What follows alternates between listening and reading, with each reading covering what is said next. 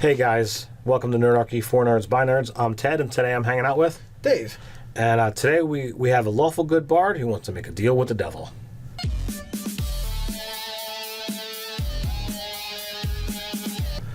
If you guys have a viewer suggestion or a GM 911, you can head over to nerdarchy@gmail.com and submit it there with GM 911 in the subject line, or you can head over to the Nerdarchy, the forums over at nerdarchy.com. So we have a viewer suggestion or viewer question from Brandon Wees. Sorry if I pronounced that wrong. He's got an abyssal tiefling bard, and he wants to take a level of cleric, but he doesn't want to be, oh, I'm all devoted to this thing. He wants to try and do it where he makes a deal for power. He is the player, likes the idea of this guy loving magic and wanting to do it, but he's lawful good. And throughout mythology, history, whatever you want to call it, there are plenty of occurrences where the hero of the tale is making a deal with a deity or a god, goddess. And he says, well, this totally makes sense. He doesn't see him making a deal with someone 100% evil, but at the same time, who's going to be making this kind of... First of all, like, there's a couple things. One, if the deity is someone that your character doesn't actually care for, the one level begins to make even more sense. Right. And, you know, he made a deal. He's decided to stick with the deal because he's lawful good and he believes in not going back on his word. But what he finds out is he was tricked by the deity, which is actually what happens usually. Or the deity was someone other than who they thought they were. It could be any number of things, and one that opens up the whole pantheon instead of just the good ones, just the good gods. Right. Yeah, or it could still be a good deity that does it as well. And just because they're a good deity doesn't mean you guys get along either. Like, you could still have totally different world views. Right.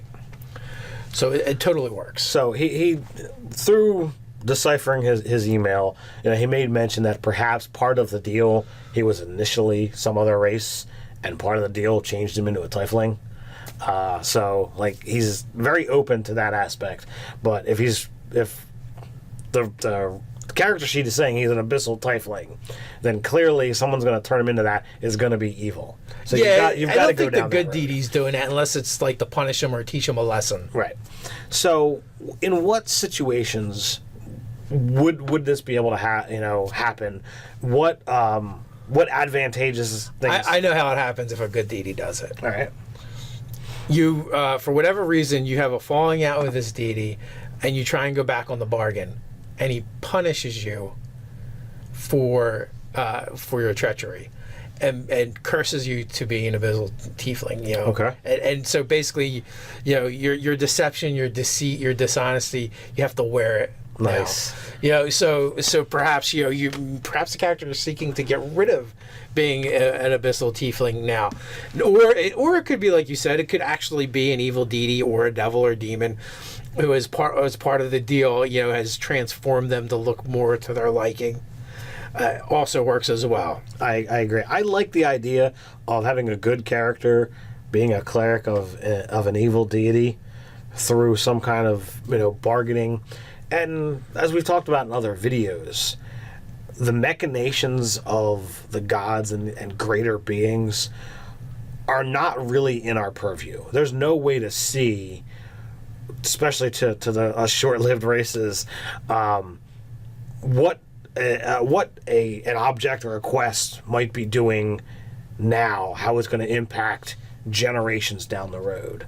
So you can be, okay, yeah, I'll take a quest and I'll do this really good thing for you because you're going to give me something for it. I don't see any problem with that whatsoever, whereas the long-term benefits are going to be in the favor of the deity or a greater being. Well, the other thing too to take into consideration is you don't have to equate D&D classes to like professions. It's not like, I have my PhD in being a cleric or fighter, right? In a sense, like you've been granted the abilities of a first level cleric. that doesn't necessarily make you a priest. Right. It doesn't even necessarily make you a cleric, right? It's just a word. Like, it's just a term, so you can group these abilities together, and you don't have to call it anything. You don't have to define it as such. You could just the blessing of whatever. And so, you have the first level domain, you have the spells, you have whatever you have from being that thing, Right. Added to your character sheet. And it just becomes a part of the collective who you are. I've got that exact thing, and with the character that I'm going to be playing in an upcoming campaign, I use that exact makeup to make an order of nature paladins, and he is a first level paladin, first level warlock. So he's Oath of the Ancients, Pact of the Fae, and for both quote unquote classes, he's serving one particular master.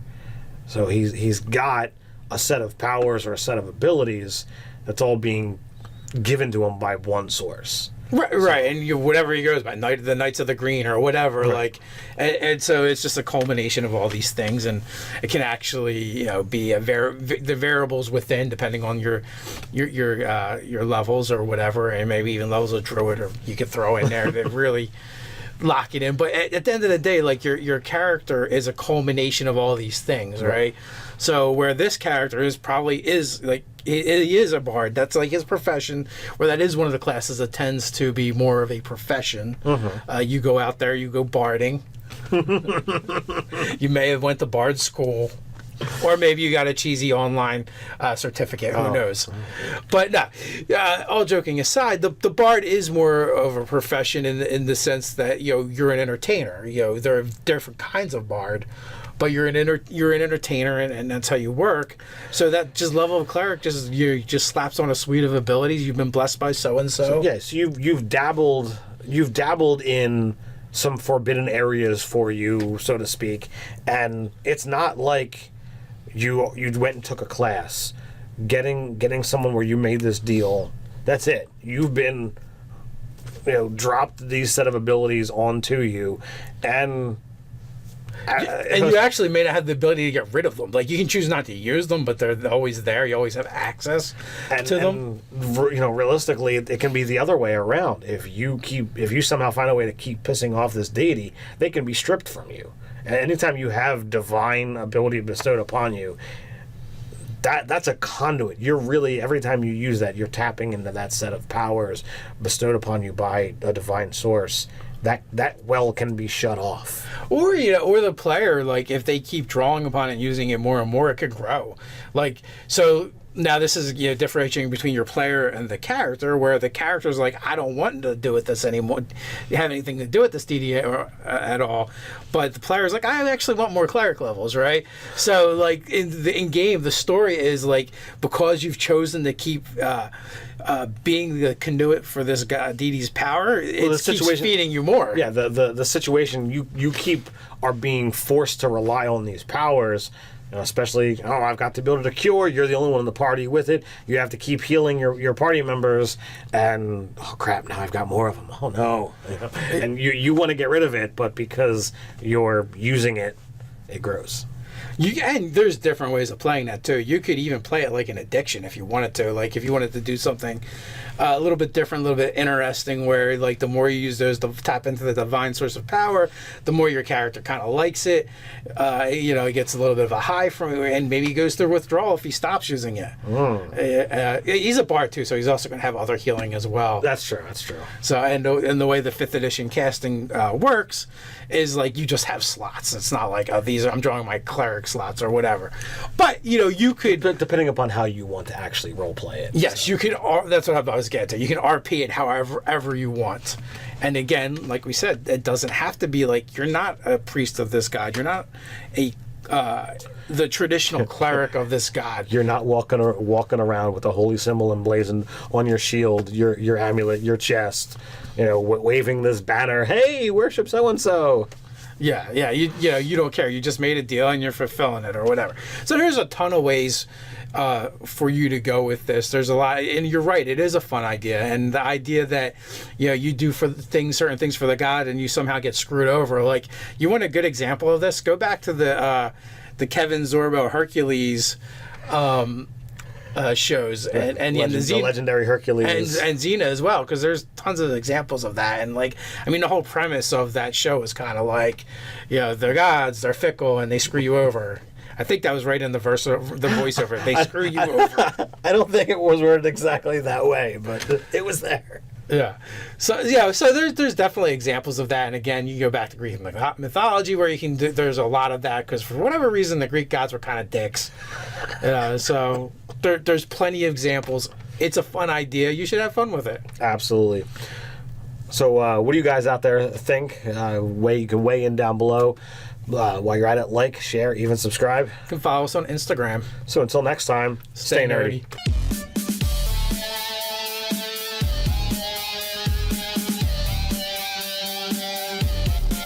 Do it where he makes a deal for power.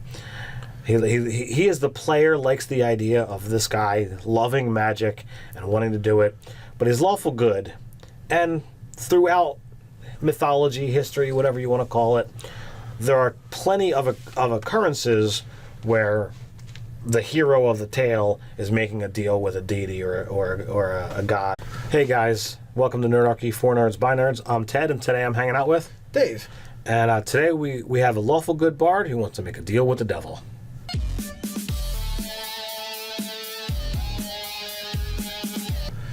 If you guys have a viewer suggestion or a GM 911, you can head over to nerdarchy@gmail.com and submit it there with GM 911 in the subject line, or you can head over to the Nerdarchy, the forums over at nerdarchy.com. So we have a viewer suggestion or viewer question from Brandon Wees. Sorry if I pronounced that wrong. He's got an abyssal tiefling bard, and he wants to take a level of cleric. But he doesn't want to be, oh, I'm all devoted to this thing. He wants to try and goddess. And he says, well, this totally makes sense. He doesn't see him making a deal with someone 100% evil, but at the same time, who's going to be making this kind of... First of all, like, there's a couple things. One, if the deity is someone that your character doesn't actually care for, the one level begins to make even more sense. Right. And, you know, he made a deal. He's decided to stick with the deal because he's lawful good, and he believes in not going back on his word. But what he finds out is he was tricked by the deity, which is actually what happens usually. Or the deity was someone other than who they thought they were. It could be any number of things, and one that opens up the whole pantheon instead of